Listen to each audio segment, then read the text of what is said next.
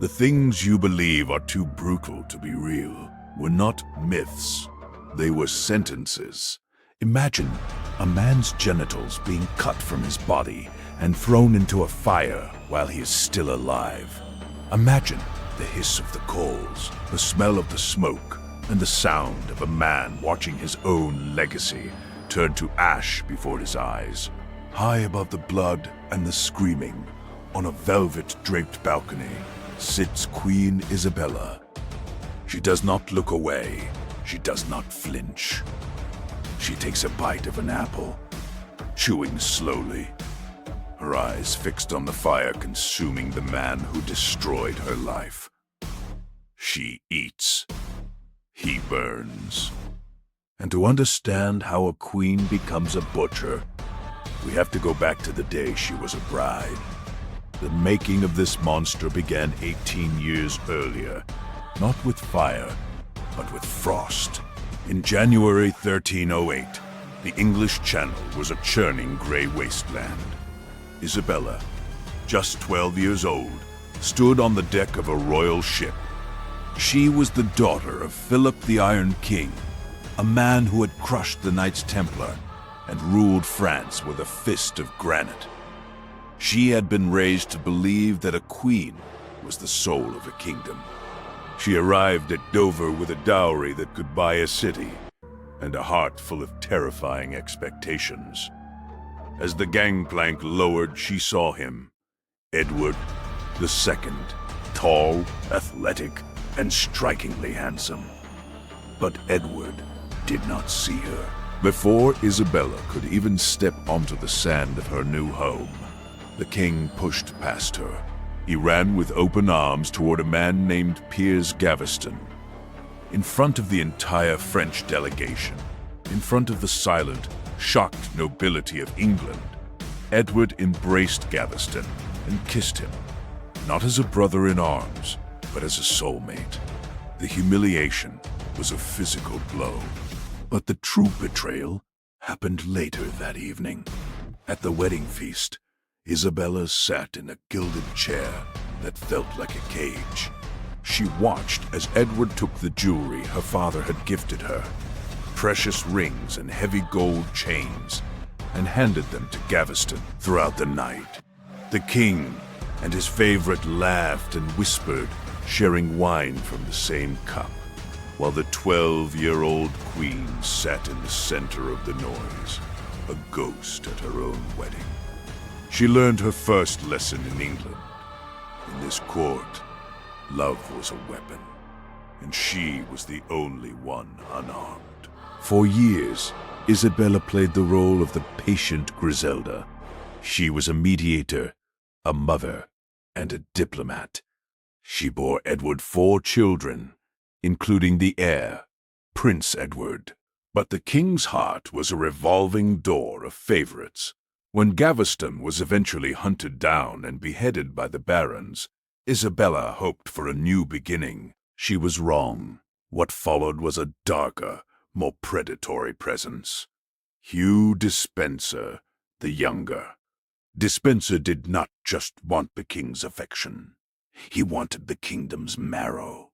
He was a man of insatiable greed and visionary cruelty. He built a wall around the king, ensuring that no one, not even the queen, could reach Edward without paying a toll in gold or loyalty. By 1324, Despenser decided that Isabella was an obstacle to be erased. He whispered to the king that she was a French spy, a fifth column in the palace. Edward, weak and addicted to Despenser's counsel, listened.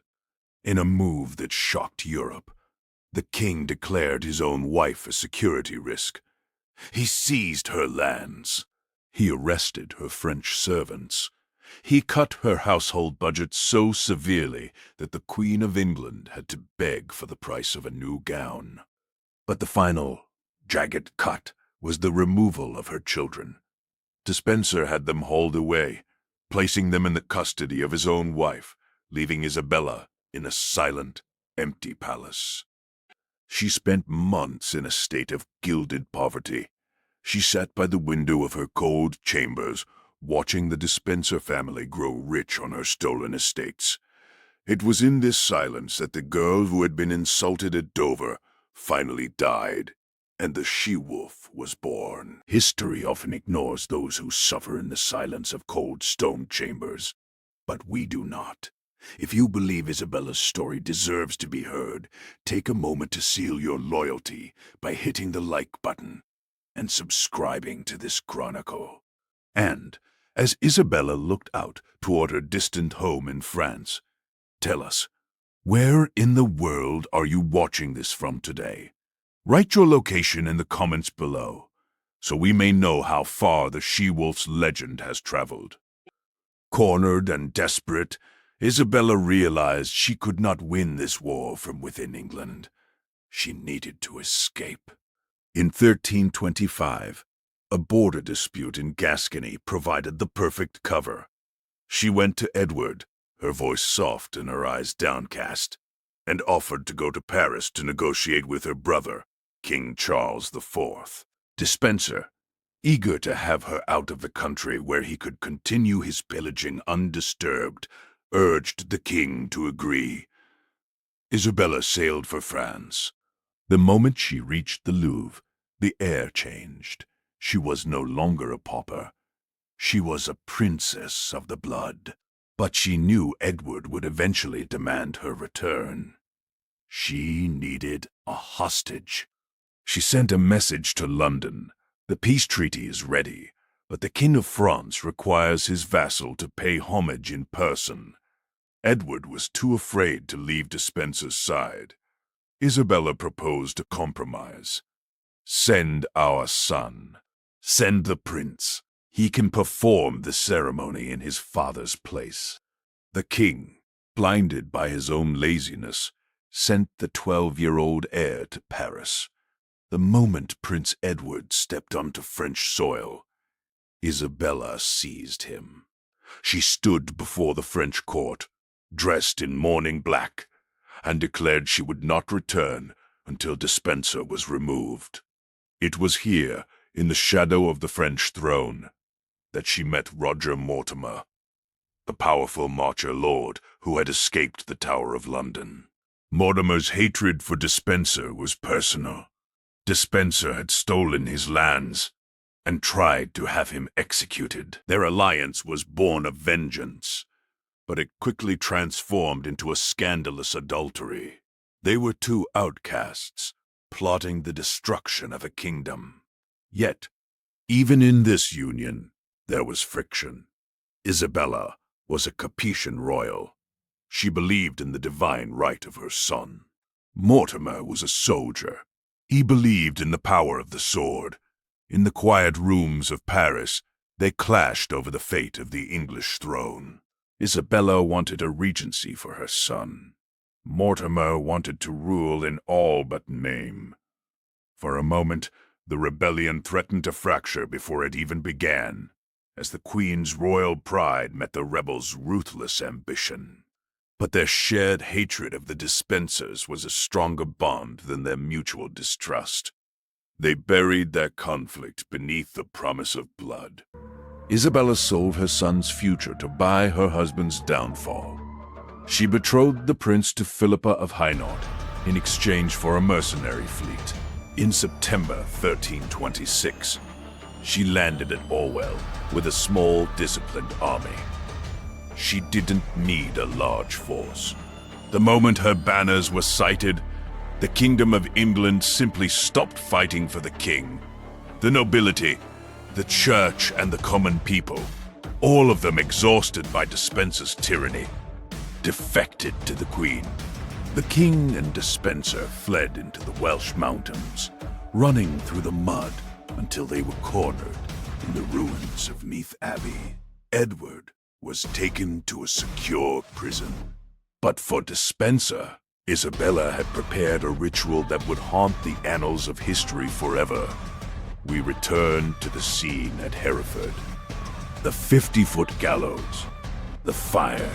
Despenser was dragged to the platform to the sound of trumpets and insults. Isabella watched from her balcony as he was hoisted and choked. then dropped, while he still had the strength to scream. The executioner's blade was not for a quick death. First came the emasculation. The crowd roared as his manhood was cast into the brazier. To the medieval mind, this was the ultimate purge, the destruction of the unnatural lusts that had corrupted the throne. Next, the executioner sliced open his abdomen. His entrails were pulled out and burned before his eyes. Isabella watched the smoke rise, her expression as cold as a winter tomb. She was not just killing a man, she was hollowing out the memory of her own humiliation. Only when he was a hollow shell was his heart finally carved from his chest. His body was hacked into 4 pieces, one for each corner of the realm he had tried to steal. With the favorite dead, the question of the king remained. Edward II was forced to abdicate, surrendering his crown to his son in a ceremony of weeping and broken pride. But a living king is a spark that can start a fire. Isabella and Mortimer moved him to Berkeley Castle. They tried to kill him through neglect, keeping him in a dungeon filled with rotting animal carcasses, hoping the stench and the filth would claim him. But Edward was a man of immense physical strength. He survived. On the night of September 21st, 1327, a final, terrifying order was given. The pattern of this assassination remains one of history's most debated mysteries. Some claim he was smothered, others that he escaped to Italy. But the legend that endures is one of fire. The assassins pinned him down under a heavy mattress. They took a hollow horn and inserted it into him. Then they took a plumber's iron, heated until it glowed white-hot, and thrust it through the tube into his bowels.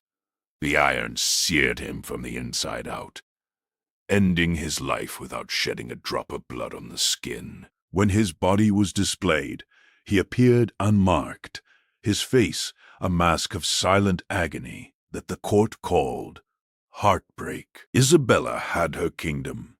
She had her lover, Mortimer. For 3 years they ruled England with a ruthlessness that made the people whisper that they had traded one tyrant for 2. But power is a poison. Roger Mortimer, once the champion of the Marcher Lords, grew intoxicated. He began to dress in royal silks, demanding he be addressed with titles usually reserved for the king. He held lavish tournaments and treated the young Edward III with open contempt, making the rightful king wait in his presence. Mortimer had become the very thing he had executed Despenser for being. He forgot that he was ruling in the shadow of a boy who was growing into a man who had inherited his mother's steel. In October 1330, the young king led a group of knights through a secret tunnel into Nottingham Castle. They burst into the queen's chambers and seized Mortimer. Isabella fell to her knees, crying out, "Fair son, have pity on the gentle Mortimer." There was no pity. Mortimer was dragged to Tyburn and hanged. Isabella was spared the gallows, but she was given a sentence of silence.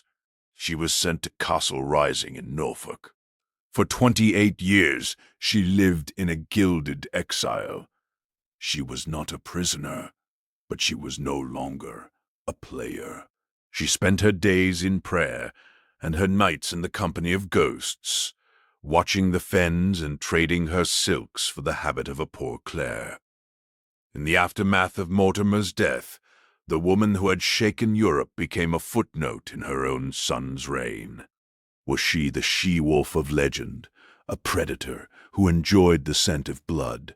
Or was she a survivor who, having been stripped of her rights and her children, fought back with the only terrifying weapons a woman of the 14th century possessed? When she finally died in 1358, she made a request that remains a riddle?" she asked. "To be buried in the wedding veil she had worn as a 12-year-old girl in Dover, the symbol of the girl she was before England broke her, and placed upon her breast, in a silver casket, was the heart of Edward II. She went to her grave, clutching the heart of the man she had destroyed. It is an image that defies easy judgment. Was it an act of genuine penance, a final claim of ownership, or the ultimate irony of a life lived in the shadow of a crown? Isabella of France was neither hero nor villain. She was a consequence. The she-wolf sleeps, and the truth remains buried with her. If you've walked this dark path of history with us to the very end, show your support by liking this video and subscribing for more tales from the shadows of the past. The she-wolf story may be over, but many more remain to be told.